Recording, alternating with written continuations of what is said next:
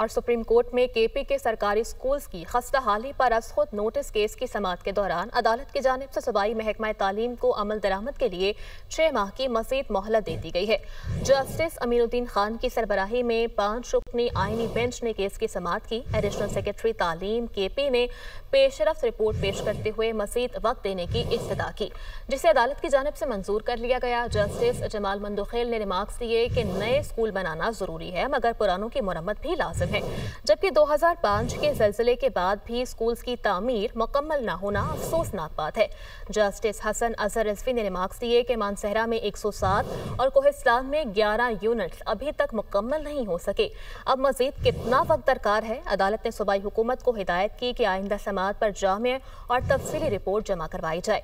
Justice Aminuddin Khan ने वाज़ेह किया कि अदालत का मकसद स्कूल बनाना नहीं बल्कि अमल दरामद का जायजा लेना है।